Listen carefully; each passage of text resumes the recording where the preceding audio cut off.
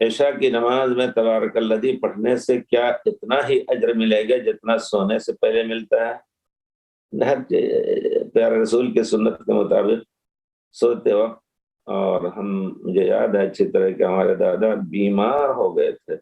رحمت اللہ علیہ، اور ایسا بیمار کہ ڈاکٹر ان کو بولنے سے منع کرتا تھا، لیکن زندگی بھر ان کی آواز الحمدللہ سورہ تبارک پڑھنے کی، سورہ سجدہ پڑھنے کی، لیٹے ہوئے اور یاد کیے ہوئے تھے اتنی دور تک کہ ہمارے گھر کے سامنے سے بالکل راستہ جاتا تھا باہر گاؤں کے،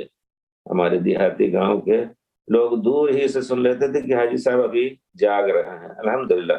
تو اللہ کا شکر ہے، لیکن میں یہ کہنا چاہتا ہوں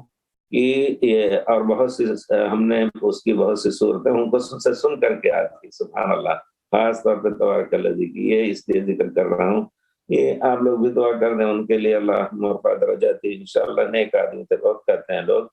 اور تو اس کا ایک وقت ہے، اس کی فضیلت اپنی جگہ پر ہے، اس پر قیاس نہیں کیا جا سکتا ہے۔ البتہ آپ اگر کوئی شخص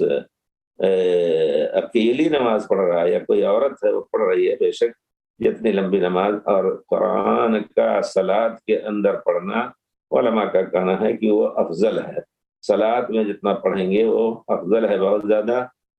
ایسے ہی آپ تلاوت کریں گے اس سے زیادہ افضل ہے۔ تو اگر کوئی آدمی اکیلی نماز پڑھ رہا ہے، کوئی عورت ہے گھر میں نماز پڑھ رہی ہے عشاء کی نماز میں تبارک الذی پڑھ کر کے، اور پھر وہ